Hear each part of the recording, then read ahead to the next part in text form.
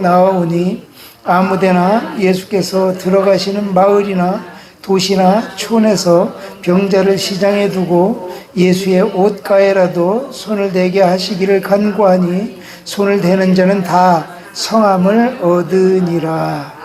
아멘. 아멘. 제가 어제 그저께죠, 카톡을 드리면서 이 말씀을 단어 하나로 말한다면 뭘 말할 수 있습니까? 물어봤어요. 뭐라고 할 수 있을까요? 이게 한번. 믿으면 회복입니다. 에이, 그건 거짓말이고, 컨닝하지 말고요. 단어 하나. 문장이 아니라 단어 하나. 뭐예요? 믿음이. 저는 이 말씀 속에서 단어 하나, 회복이라는 단어를 봤습니다. 회복. 병에서 회복되고, 정신병에서 회복되고, 이 모든 것들이 다 회복돼서 제자리로 돌아오는 모습을 발견했습니다. 그래서 오늘 말씀의 제목도 믿음은 회복입니다. 이렇게 정했습니다. 깡패의 핵심 단어는 주먹입니다. 은행의 핵심 단어는 돈입니다. 불교의 핵심 단어는 자비입니다. 기독교의 핵심 단어를 말하라면 회복입니다. 회복. 하나님은 아담과 하와를 창조하시고 세 가지를 선물을 주셨습니다. 첫째로 영생의 선물을 주셨습니다. 창세기 2장 7절 시작. 여호와 하나님이 흙으로 사람을 지으시고 생기를 그 코에 불어넣으시니 사람이 생명이 된지라. 여기 생기, 생명, 이게 바로 영생입니다.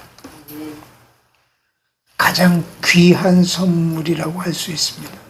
만일 요새 금이 비싸다고 하는데, 어제 보니까 김준호 몇 사람 잠깐 보니까 금을 갖다 놓고 얼마입니까 했더니 600만 원, 700만 원 막 그렇게 하대요.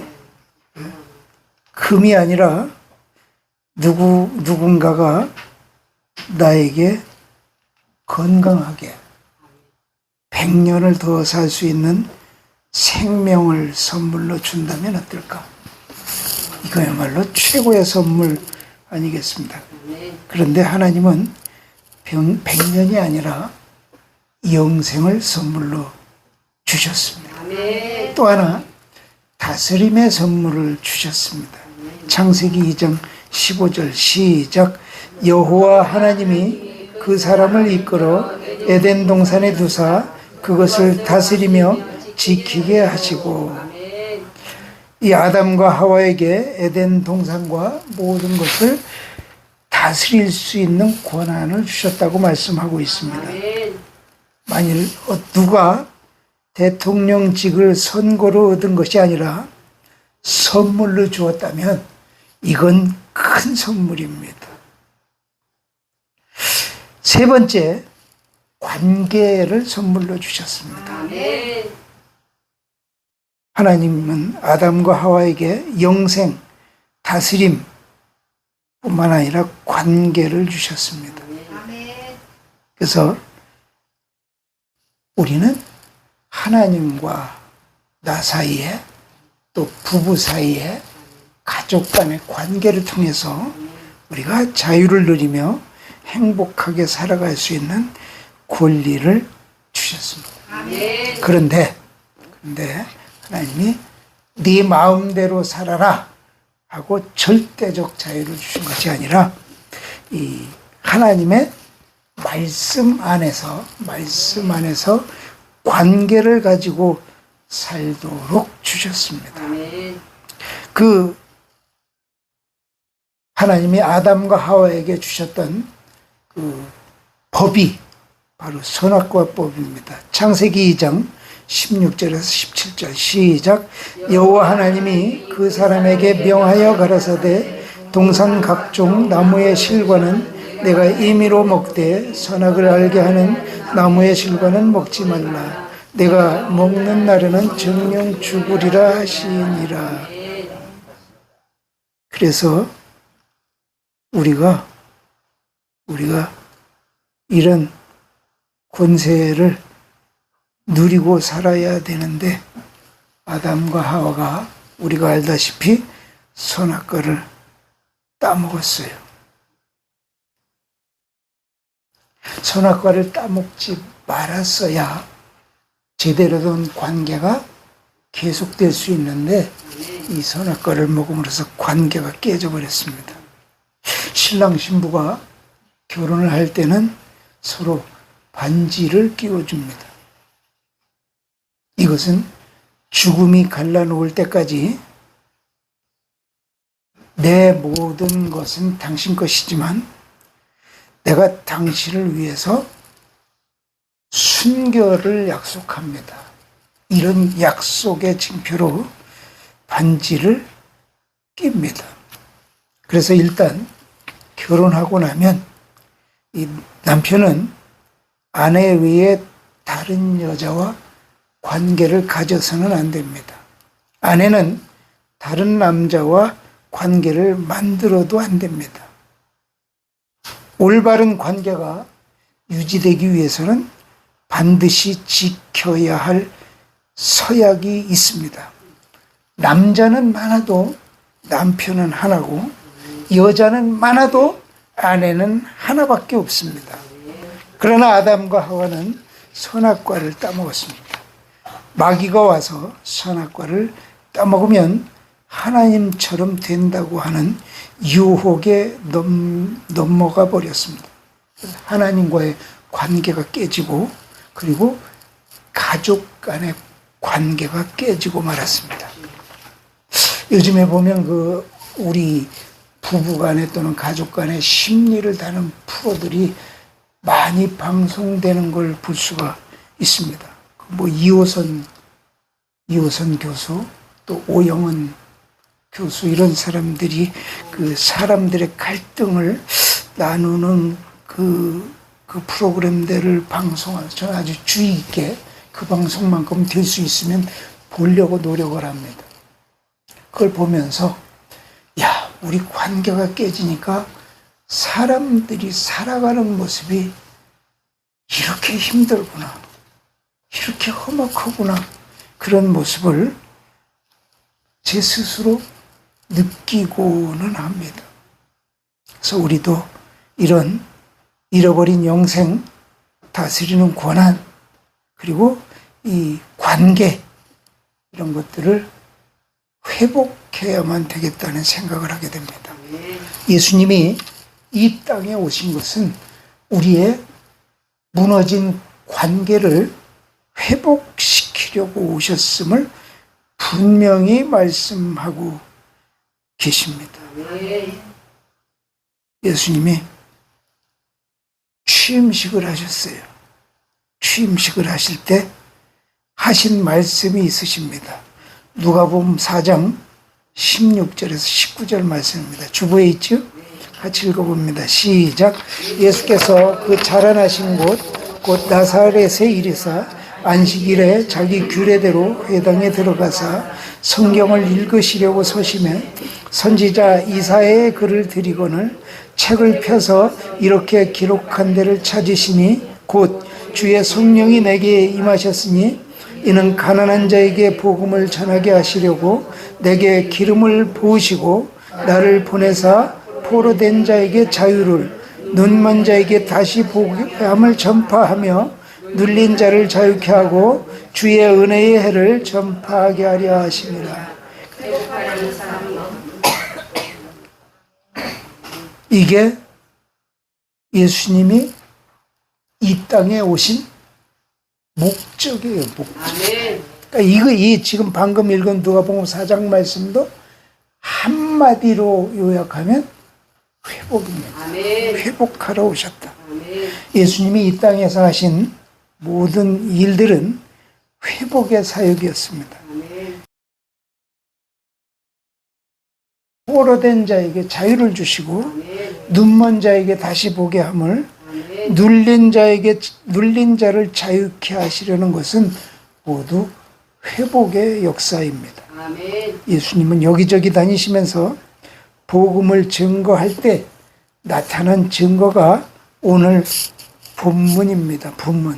예수님은 주로 갈릴리 쪽에서 사역을 하셨습니다. 가버나움이라는 곳에서 하셨습니다. 오늘 말씀 중에 56절, 55절, 56절 이것이 또 예수님이 사역하신 핵심을 말씀하고 있습니다. 55절, 56절 읽습니다. 시작. 그 온 지방으로 달려 돌아다니며 예수께서 어디 계시단 말을 듣는 대로 병든 자를 침낭채로 메고 나아오니 아무데나 예수께서 들어가시는 마을이나 도시나 촌에서 병자를 시장에 두고 예수의 옷가에라도 손을 대게 하시기를 간구하니 손을 대는 자는 다 성함을 얻느니라. 우리는 여기서 한 가지를 알 수 있습니다. 예수님을 만지기만 하면 회복이 일어난다. 아멘이십니까? 예수님을 믿기만 하면, 예수님을 우리 안에 환영하기만 하면 내가 회복되고 가정이 회복되고 우리 자손까지 잘 되는 역사가 일어난다는 사실입니다. 미국의 뉴욕주의 교육위원회에서 그 신앙인과 불신앙인이 어떻게 변화되고 살아가는가를 통계를 조사해서 발표를 한 적이 있습니다. 5대에 걸쳐서 조사를 했는데 그 대표적인 표본 모델 두 사람을 정했습니다. 한 사람은 프린스턴 대학 설립자이자 그 신학자인 에드워드 요나단 목사였고, 다른 한 사람은 뉴욕에서 그 사롱 술집을 경영하여 거부가 된 무신론자 마크스 슐츠였습니다. 위원회에서는 이 사람들의 후손들을 5대에 이르도록 면밀하게 확인하고 그 개개인 인적 사항을 컴퓨터에 입력해서 통계를 추출했습니다. 에드워드 요나단의 5대에 걸친 후손들은 모두 896명이었습니다. 그중 선교사와 목사가 116명, 교사, 교수, 학장, 총장 등 교육자가 86명, 이들 교육자 중에는 총장이 3명, 학장이 66명이 되었는데 그 총장 중에서는 찬송가 246장, 내 주의 나라와를 쓴 예일대의 총장 티모티 드와이트 박사도 포함되어 있었습니다. 그 밖에 부통령이 1명, 상원 의원이 4명, 문학가 및 문필가가 75명, 발명가가 21명, 실업인이 73명, 장로 집사가 286명이나 됐습니다. 마크스 슐츠의 5대 후손들은 모두 1062명이 됐습니다. 그런데 이들은 평균 교도소 생활을 5년 정도 한 사람이 96명, 정신병자 및 알코올 중독자가 58명, 창녀가 6명, 정부 보조 극빈자가 286명, 불악무식한 자가 406명이나 됐고, 이들이 사고를 쳐서 연방정부의 예산을 낭비한 금액이 무려 1억 5천만 불이나 됐습니다. 이러한 통계는 하나님을 섬기는 가정, 사회, 나라가 자손 대대에 이르도록 복을 받는다는 사실을 보여주고 있습니다. 그렇기 때문에 우리는 우리의 개인적인 삶을 위해서는 말할 것도 없고, 나라와 민족, 우리 가정을 위해서라도 하나님을 섬겨야 한다는 것을 보여주고 있습니다. 그럼에도 불구하고 많은 사람들이 믿음 갖는 것을 어려워합니다. 왜 그럴까? 시각이 현재에 고정되어 있기 때문에 지금 없는 것, 지금 모자라는 것, 지금 고통스러운 것, 이런 것에 집착합니다. 이 시각에 집중하다 보면 당연히 믿음이 어렵습니다. 안 됩니다. 왜냐하면 믿음은 멀리 봐야 보이는 것이고 길게 봐야 보이는 것이기 때문입니다.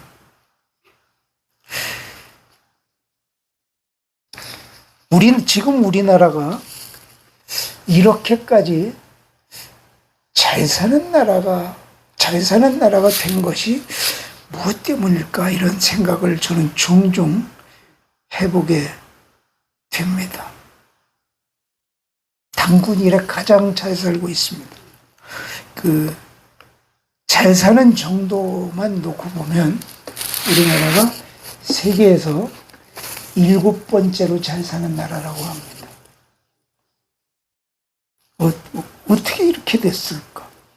우리 80년대만 해도 도대체 앞이 안 보였었는데 어떻게 이렇게 됐을까? 이것은 예수 믿는 사람들이 이 나라를 지키기 위해서 피를 흘렸기 때문입니다. 아멘. 이 나라는 지도자들이 잘나서 이 나라가 잘 된 적이 없습니다. 아멘. 대통령마저 퇴임하면 법정 신세를 져야만 하는 것이 우리나라의 신세입니다. 며칠 전에 미국의 외국의 언론하고 이재명 대통령이 회견을 하면서 외국 기자가 그렇게 묻더라고요. 대통령께서는 퇴임하시면 법적인 제약을 받게 될까요? 아닐까요? 아마 저도 자유롭지 않을 겁니다. 그리고 대답을 하더라고요. 그러니까 대통령이 정치를 잘해서 이 나라가 잘 사는 게 아니에요. 물론 기업인들이 기업을 잘 경영했습니다만 기업인들이 나라를 위해서 잘 먹고 잘 살려고 하지 않습니다. 자기 잘 살려고 하다 보니까 기업이 컸던 거죠. 언젠가 제가 서산 간척지를 이쪽 끝에서부터 저쪽 끝까지 차를 몰고 가봤어요. 차를 몰고.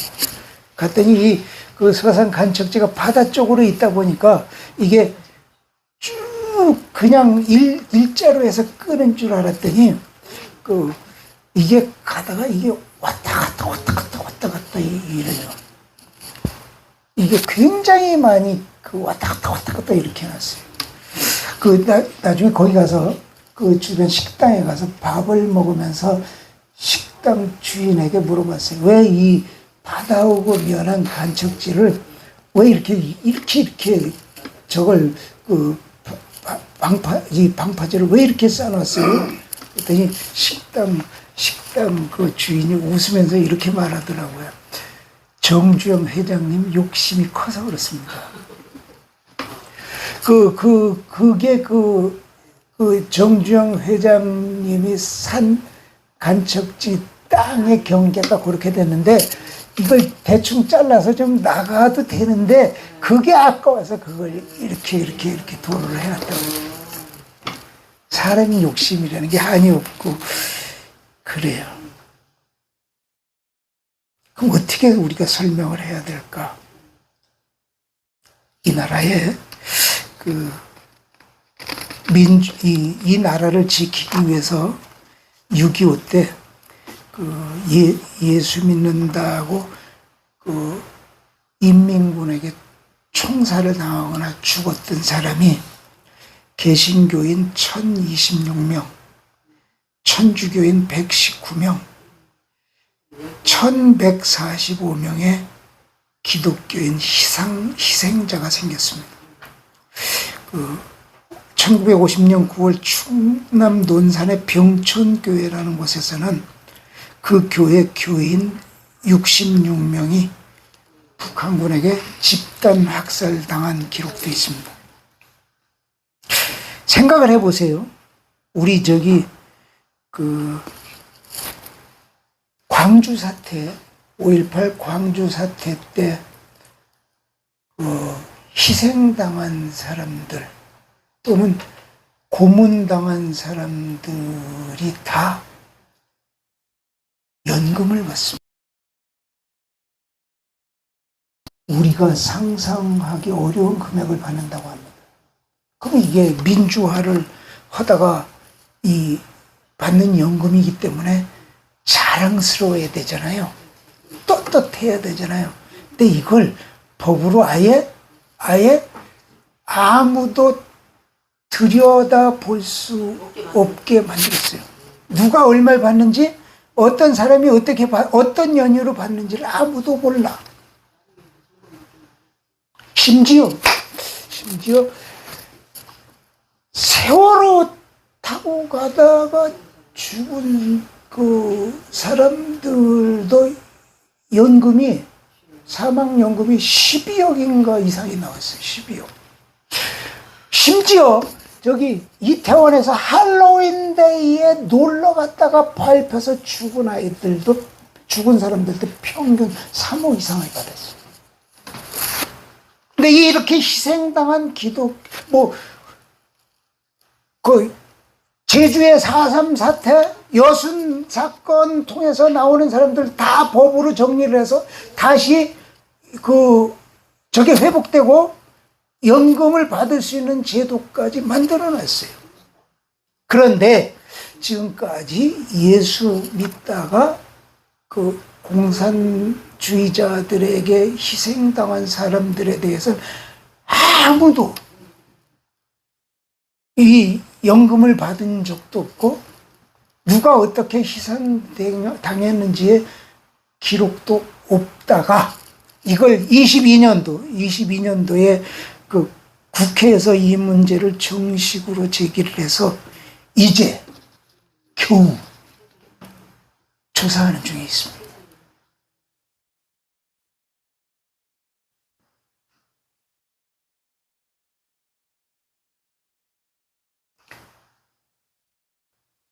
이렇게 희생당한 우리 믿음의 선조들 때문에 우리가 이렇게 잘 살고 있는 것이 아닌가. 그렇다면 우리도 우리 가족을 편안하게 잘 살게 만들어주기 위해서라도, 내 후손들을 복받고 살게 만들기 위해서라도, 우리 세혁이 수혁이를 잘 살게 만들어주기 위해서라도 우리는 예수 잘 믿어야 돼. 예수 잘 믿어야 점진적으로, 당장에 안 되더라도 점진적으로 복을 주셔서 이 에드워드 가정처럼 우리 후손들이 잘 되는 복을 받게 될 줄로 믿습니다. 두 번째, 첫 번째, 믿음을 가져야 했다면 믿음만 갖는다고 저절로 회복되는 것이 아닙니다. 예수님을 기억하고 찾아야 됩니다. 이것을 침노라는 단어로 표시할 수 있습니다. 오늘 본문 보니까 아무데나, 그죠? 아무데나 예수께서 들어가시는 마을이나 도시나 초원에서 병자를 시장에 두고 예수의 옷가에라도 손을 대게 하시기를 간구하니 손을 대는 자는 다 성함을 얻으리라. 아멘. 여기 그 초원이 영어 성경은 들판이라고 번역하고 있습니다. 예수님은 숨을 수 없는 분이셨습니다. 쫓아가서 침노하는 자에게 회복의 역사가 일어났습니다. 천국은 침노하는 자의 것입니다. 마태복음 11장 12절 시작. 세례 요한의 때부터 지금까지 천국은 침노를 당하나니 침노하는 자는 빼앗느니라. 침노가 뭡니까? 좋은 단어가 아닙니다. 침략하고 노력하다의 준말입니다. 천국은 이렇게 침략하고 노략질을 해서라도 차지해야 된다고 말씀하고 있습니다. 마태복음 1장에는 예수님의 족보에 여자가 5명 들어가 있습니다. 우리나라 족보는 최근에 이제 여자가 들어가게 했다는 이야기는 들었습니다만 그렇게 하는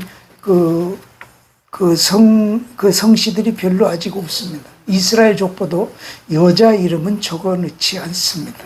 근데 예수님의 직계 족보에 여자 이름이 5명이나 들어갑니다. 근데 이 여자들이 하나같이 문제가 있습니다. 첫 번째 여자 다말은 창녀로 위장을 해서 시아버지 유다와 관계를 하고 아들을 낳습니다. 두 번째 라합 여자는 이방인 기생입니다. 이 기생이 몸 파는 여자입니다. 살몬과 결혼해서 아들을 낳습니다. 모압 여자 룻은 이 이방인이에요. 조롱을 받으면서 개의치 않고 보아스와 결혼해서 아들을 낳습니다. 이 사람이 다윗의 증조 할아버지입니다. 우리아의 아내 밧세바는 다윗과 은밀한 밤을 보내고 나서 솔로몬을 낳습니다. 예수님의 모친 마리아는 정혼했던 요셉이 있음에도 임신합니다. 그렇게 난 아들이 예수가 되십니다. 이 5 여인 누구라도 지금 우리나라에서 이런 환경 속에서 이야기를 하면 족보에 들어가는 건 고사하고 맞아 죽지 않으면 아마 괜찮을 사람입니다. 그런데 이 사람들이 족보 속에 들어왔어요. 왜 들어왔을까? 침노한 거예요. 하나님의 나라를 쳐들어간 거예요. 나는 죽어도 이 족보 속에 들어갑니다. 나는 죽을지언정 이 핏줄 속으로 들어가겠습니다. 이렇게 말한 사람들의 그 침노에 의해서 예수님의 족보 속에 들어갔다는 사실입니다. 불구 중에서 가장 힘든 불구가 앞을 못 보는 불구입니다. 그렇다면 시각장애인 목사님은 어떻게 사역하실까? 우리나라에 이 시각장애인 목사님이 130분이 계신다고 합니다. 그중 한 분이 은평침례교회를 담임하고 계시는 김택수 목사님이십니다. 1965년 12월 4일 19살 될 때 아버지가 경영하는 공장에서 가성소다와 청산가리를 끓이고 있었는데 그 솥을 열다가 그게 폭발하면서 두 눈을 잃고 말았습니다. 이 목사님이 어느 날 길을 떠듬떠듬 가고 있는데 한 사람이 자기 손목을 덥석 잡더래요. 그러면서 전도를 하더랍니다. 내미는 팔을 보니까 잡긴 잡았는데 손가락이 없더래, 손가락이. 그래서 이 목사님이 그 얘기를 했대. 당신은 손 없는 병신이군요. 나는 두 눈이 없는 병신입니다. 이렇게 말했더니 그 손을 잡은 그 사람이 그런 말을 하더랍니다. 형제요, 나는 두 눈도 없습니다. 나보다 더하군요. 손도 없고 눈도 없군요. 알고 보니 그 사람은 우리나라에 하나밖에 없는 맹인교회를 담임하고 있는 강영준 전도사였었습니다. 그 당시에 그는 성냥 공장을 하는 아버지 공장에서 일을 하다가 그 황이 폭발하면서 손목도 날아가고 두 눈도 잃었습니다. 이 비관한 이 사람은 타락한 생활을 하고 있었습니다. 어머니가 아주 독실한 크리스천이었습니다. 그런 지경이었는데 어머니는 위로하기는커녕 야단을 쳤습니다. 네가 그렇게 방탕한 생활을 하니까 그렇게 된 거 아니냐? 이제도 늦지 않았다. 정신 똑바로 차리고 예수 잘 믿어! 어머니의 벼락 같은 호령에 정신이 바짝 들더래요. 신앙생활을 그때부터 잘했습니다. 그래서 신학교에 가서 전도사가 되었다고 간증하면서 예수를 잘 믿으면 소망이 있습니다. 전도했습니다. 그래서 김택수 목사가 예수를 믿기 시작했습니다. 이 맹인들이 할 수 있는 일은 그 안마, 침 이런 것밖에 없었습니다. 이 안마나 이 침은 이 정상인 사람들은 못합니다. 맹인들만 할 수 있었습니다. 그래서 이 목사님도 살기 위해서 침을 배우고 안마를 배우다가 내가 이러다간 평생 장님으로 거지 생활을 모멸하겠다 싶어서 뛰어나가서 피어선 신학교를 갑니다. 사람들은 다 난리를 합니다. 너 그러면 어떻게 먹고 살래? 우리 하나님이 지켜주실 겁니다. 그래서 하나님만 의지하고 나갔습니다. 그래서 신학교를 공부하고 목사가 되어서 행복한 목회를 지금 하고 있습니다. 이 목사님이 두 가지 신조를 간증합니다. 하나는 거짓말을 절대로 하지 않으면서 남을 즐겁게 한다. 또 하나는 성도 집에 가서 밥을 먹고 나서 맛이 없으면 잘 먹었습니다. 맛이 있는 집에 가서는 참 맛있게 잘 먹었습니다. 라고 인사를 한다는 겁니다. 또 한 가지 인생의 신조는 이 목사님이 그렇게 말씀을 합니다. 혼자 살면 외롭고 둘이 살면 괴롭다라는 사실을 깨달았다고 합니다. 그래서 둘이 살아도 부딪히지 않고 잘 살려고 노력한다고 합니다. 아무리 힘들어도, 아무리 비관적이어도, 아무리 앞이 안 보여도 우리는 주저앉으면 안 됩니다. 아멘. 하나님의 나라를 아멘. 침노해야 됩니다. 아멘. 마지막 세 번째로 버릴 것을 버려야 합니다. 아멘. 오늘 이 예수님의 옷자락을 잡았다고 말씀하고 있습니다. 56절 다시 한번 읽어봅니다. 시작. 아무데나 예수께서 들어가시는 마을이나 도시나 촌에서 병자를 시장에 두고 예수의 옷가에라도 손을 대게 하시기를 간구하니 손을 대는 자는 다 성함을 얻으니라. 여기서 그 옷가 이게 뭐냐? 이 헬라어로 크라스페도, 이 히브리어로는 치치트라고 합니다. 치치트. 이게 뭐냐면 그 예수님 시대에 지금도 이스라엘 사람들은 이 전통 옷을 입으면 이렇게 길게 있거든요. 길게 있으면 이 옷자락 끝에 그 파란색 그 실로 짠 방울들을 이렇게 매달아 놓고 다닙니다. 이게 이제 이 명령, 이게 달게 된 게 민수기 15장 37절에서 41절에서부터 하나님이 명령합니다. 처음에는 이게 제사장들만 달았었어요. 근데 이 하나님이 명령을 하십니다. 민수기 15장 37절에서 41절 시작. 여호와께서 모세에게 안 적혀 있나요? 그럼 앞에 있을 거예요. 앞에. 예, 시작. 여호와께서 모세에게 일러 가라사대 이스라엘 자손에게 명하여 그들의 대대로 그 옷단 귀에 술을 만들고 청색끈을 그 귀에 술에 더하라. 이 술은 너희로 보고 여호와의 모든 계명을 기억하여 준행하고 너희로 방종케 하는 자기의 마음과 눈의 욕심을 쫓지 않게 하기 위함이라. 그리하면 너희가 나의 모든 계명을 기억하고 준행하여 너희의 하나님 앞에 거룩하리라. 나는 너희의 하나님이 되려 하여 너희를 애굽 땅에서 인도하여 낸 여호와 너희의 하나님이니라. 나는 여호와 너희의 하나님이니라. 아멘.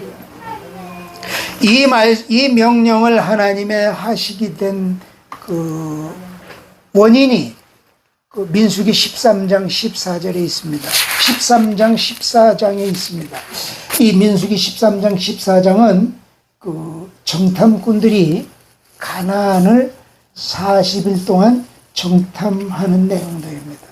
그래서 명령해서 그 땅이 좋지 나쁜지, 인원이 얼마나 사는지, 성인지 아닌지 뭐 이런 것들을 다 파악해가지고 그 땅에 뭐가 잘 되는지 해서 잘 되는 게 있으면 그 농작물을 가지고 와라. 우리가 알다시피 갔다 와서 포도송이를 작대기에 껴 갖고 와서 이만큼 땅이 좋습니다까지는 좋았는데 거기는 안악자손이 있고 기골이 장대해서 우리는 메뚜기 메뚜기 같아서 거기 가면 다 죽을 것 같습니다. 이렇게 보고를 했습니다. 그때부터 보니까 이 민수기 14장 1절 보니까 백성들이 밤새도록 통곡했다. 2절 보니까 원망했다. 4절 보니까 애굽으로 돌아가자고 했다. 10절 보니까 그렇게 안 하는 모세를 돌로 치려고 했다. 그때 하나님이 나타나셔서 이 사건이 일단락되고 14장 37절 보니까 악평한 자들은 그 땅에서 재앙으로 죽었다 이렇게 기록하고 있습니다. 이런 사건들이 있은 다음에 민수기 15장에서 하신 말씀이 바로 이 말씀입니다. 그러면서 방금 읽었던 말씀 저기 보니까 이 민수기 15장 46절 보니까 그리하면 너희가 나의 모든 계명을 기억하고 준행하여 너희의 하나님 앞에 거룩하리라. 그러니까 두 가지가 있어요. 기억하고 준행하기 위해서. 말씀을 기억하고 준행하기 위해서. 말씀을 기억하고 준행하기 위해서. 말씀을 기억하고 준행하기 위해서. 말씀을 기억하고 지키고 살게 하기 위해서 옷을 달라고 하셨습니다. 왜? 원망하면 죽으니까. 그래서 그때부터 이 옷자락을 여기 청색수를 달고 이게 딸랑딸랑 할 때마다 뭘 기억하는 거예요? 말씀. 어떤 말씀? 원망하면 죽는다. 우리 조상이 그러다 죽었었지. 또 하나는 그래 말씀대로 살자. 이걸 하기 위해서 옷수를 달아서 평신도 다 옷수를 달아서 청색은 무슨 뜻이에요? 희망의 상징입니다. 그래 말씀을 기억하고 말씀대로 살면 희망이 생기는 거예요. 지금도 이스라엘 백성들은 지금도 이 청색수를 달고 다닙니다. 왜? 말씀을 기억하자. 말씀대로 살자. 그렇게 하면 어떻게 된다? 회복이 일어난다. 희망이 생긴다. 이걸 말씀하시기 위해서 우리에게 말씀하고 계십니다. 계시록 22장 7절 말씀 보니까 이런 말씀이 있습니다. 주보에 없습니다. 보라 내가 속히 오리니 이 책에 예언의 말씀을 지키는 자가 복이 있도다. 계시록 22장 12절 말씀 보니까 내가 줄 상이 내게 있어 각 사람에게 일한 대로 갚아주리라. 이걸 청색술로 보셔요. 청색술. 자, 내 말씀을 지키는 자가 복이 있도다. 그러니까 기억하고 지키는 거예요. 내가 줄 상이 있는데 각 사람에게 일한 대로 갚아주리라. 지금 우리는 옷에 청색술을 달고 있지는 않습니다. 그렇지만 이 청색술이 달려있는 것처럼. 그래서 이 청색술이 보이는 것처럼. 아, 지켜야지. 아, 기억해야지. 아, 이거 기억해야지. 지켜야지. 그렇게 되면 어떻게 돼요? 버릴 것을 버리게 됩니다. 우리가 말씀대로 사는 것이 아닌 것은 다 버리게 됩니다. 왜? 이게 우리 영이 살고 잘 되는 길이기 때문에 말씀을 정리합니다. 오늘 이 기독교는 회복의 종교라고 말씀드렸습니다. 회복의 종교. 어떻게 해야 회복할 수 있는가? 첫째로는 믿음을 가져라. 내가 아무리 잘 살려고 노력해도 내 의지대로 되지 않습니다. 그러나 내가 믿음을 가지면 그때부터는 하나님이 내 삶을 책임져 주십니다. 예수님이 회복의 아이콘이십니다. 이를 위해서 오셨어요. 그래서 오늘 본문에서 예수님의 그 옷자락을 만지는 자마다, 이 예수님도 이때 옷술을 달고 다니셨던 것 같아요. 이 옷술이 바로 이 옷자락이 아니고 이 옷술이었어요. 옷술. 이 옷술을 붙잡는 자마자 회복이 일어나고 치유가 되고 축복을 받는 역사가 일어났다는 것입니다. 우리도 이걸 지금 청색술을 달고 있지는 않지만 있는 것처럼 잡는 것, 이게 믿음입니다. 그리고 이 믿고 끝나는 게 아니라 침노해야 돼요. 예수님을 붙잡으려고 예수님을 계속해서 쫓아다녀야만 합니다. 그래서 예수님을 꽉 붙들고 가시는 저와 여러분이 되시기를 축복합니다. 마지막 세 번째로, 버릴 것은 버려라.